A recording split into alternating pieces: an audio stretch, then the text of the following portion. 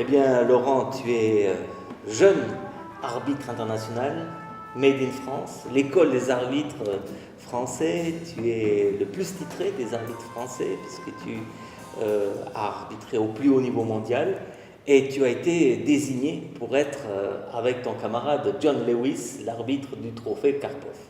Alors, explique-nous, dis-nous, qu'est-ce qu'il peut arriver de grave au niveau sportif dans une telle compétition entre champions? Alors au CAP, on est confronté à des professionnels, donc la plupart du temps, il ne va pas se produire quelque chose de grave. En revanche, on sait qu'au fur et à mesure des rondes, le stress peut augmenter, l'enjeu. Aujourd'hui, on est à 3 rondes de la fin de la phase qualificative. Les joueurs vont vouloir gagner leur place dans la phase finale. Et donc là, il peut y avoir un peu plus de tension. Mais pas mort d'homme. Jusqu'à présent, fair play règne. Exactement, fair play. Quand même punch sur l'échiquier. Tu as pu commenter, donc nous partager l'action qu'ils ont pu produire. Et donc c'est beau à voir, mais pas d'agressivité ou de choses qu'on peut trouver des fois avec des joueurs moins professionnels. Bien. Alors, les appariements ont déjà été faits. Il n'y a pas d'appariement au quotidien. Qui va se qualifier pour les demi-finales? Alors, bien entendu, on observe une différence théorique au niveau d'un classement Elo entre les garçons et les filles.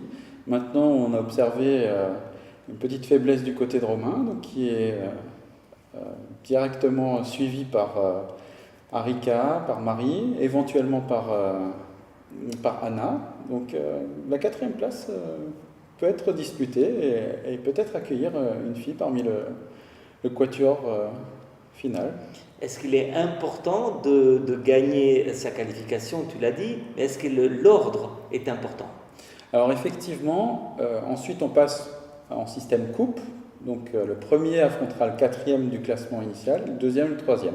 Donc typiquement, en finissant premier, on se dit que peut-être on a un adversaire un petit peu plus simple à affronter lors de la demi-finale. Donc la première place va être quand même disputée. Eh bien, merci à toi. Est-ce que tu peux nous donner un souhait? Quel est ton plus grand souhait dans la vie échiquienne future au sein de notre fédération, au niveau national comme au niveau international?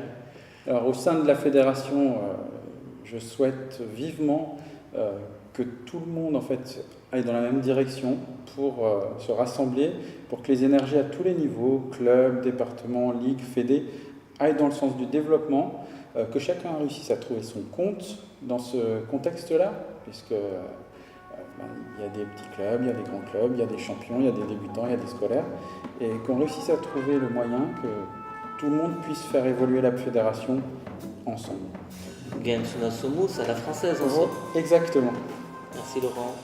Avec plaisir.